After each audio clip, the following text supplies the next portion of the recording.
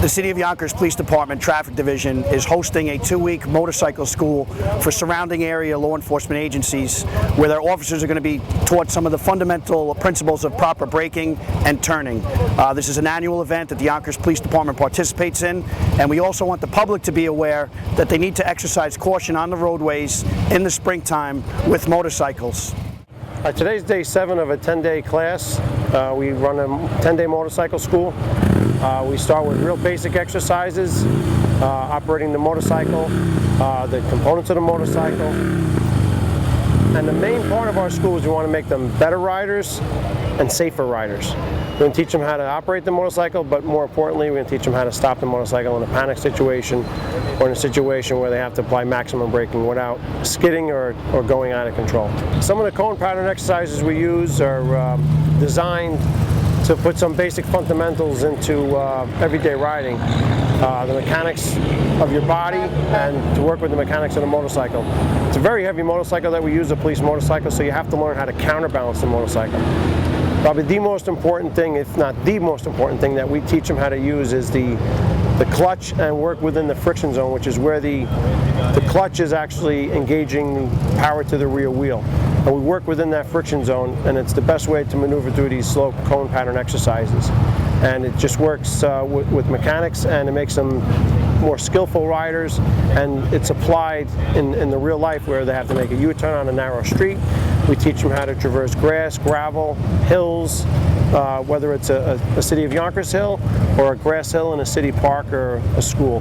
One thing we teach our guys too is to always have the proper equipment, to wear gloves to protect their hands, obviously, eye protection, and to wear an approved helmet, and we would encourage the public to do the same.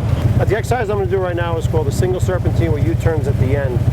It teaches the guys to keep their head and eyes up, let the motorcycle move beneath them, and to just be able to swerve left and right and then make a U-turn at the end. So I'm going to go through that exercise right now.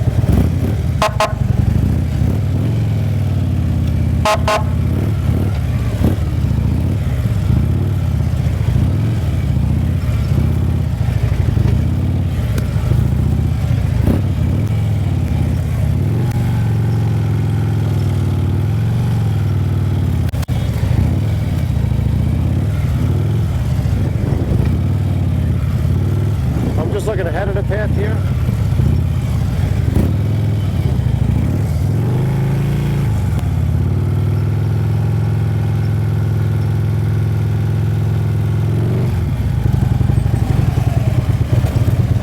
And what I'm going to do here is it's a figure-8 box. It's the most basic exercise that we do because it hits on all the key points that we teach the guys. First thing I want to do is I want to maximize my space in this box that I'm going to make a figure-8. So I want to get as far to the right cones as I can, and it's going to work on my head turn where I'm going to turn my head in the direction where I want to look prior to turning. I'm also going to counterbalance the motorcycle where I'm going to lean to the right as the motorcycle turns to its left. And at all times I'm going to be in the friction zone, which is going to allow the rear tire to have power. And I'm going to always keep the motorcycle moving. Once the motorcycle stops moving, it just tips over. It's not possible to conduct these exercises successfully without having the motorcycle move. So I'm going to go through this right now. Ready?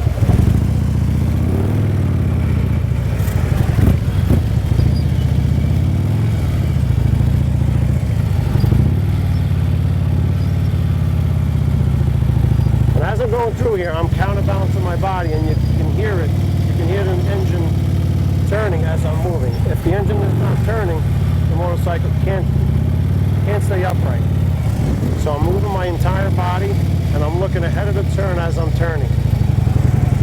I look right, I go right. I just keep my head out where I want to go, and then I just pull out of the exercise. As with every exercise, we're going to tell you how to do it. We're going to show you how to do it. We're going to have Buddy demo it, and then you guys are going to what? Do it while we what? Rest. Tell you what you're doing right, tell you what you're doing wrong. Okay, we're going to show you, going to tell you, and help you while you do it.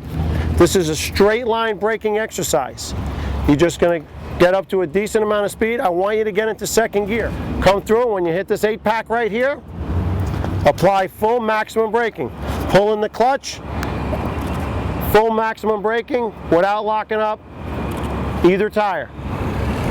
Keep the motorcycle straight, keep your head and eyes up.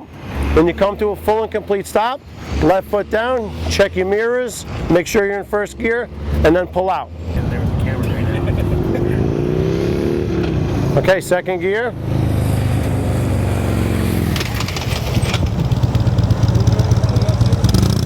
Perfect. At this time, we'd also like to remind the public to be aware of motorcycles and know that they're out there. It's tougher for people to judge the speed of a motorcycle because of its size. It comes up on you quick, and you may not be able to judge the speed because people's eyes and their judgment is so used to judging the speed of cars and trucks that they're not used to how fast a motorcycle is going. And statistics show that a lot of accidents involving motorcycles are people making left-hand turns in front of a motorcycle, and then the motorcyclist can't stop in time either because of he can't avoid it, or because he fails to apply the proper braking.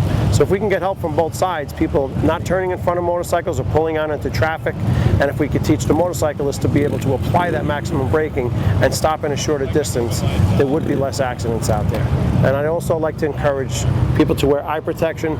You get something in your eye, you can't see where you're going, and only bad things can happen.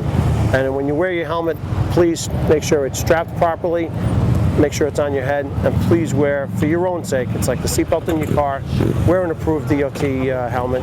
It's for your own sake.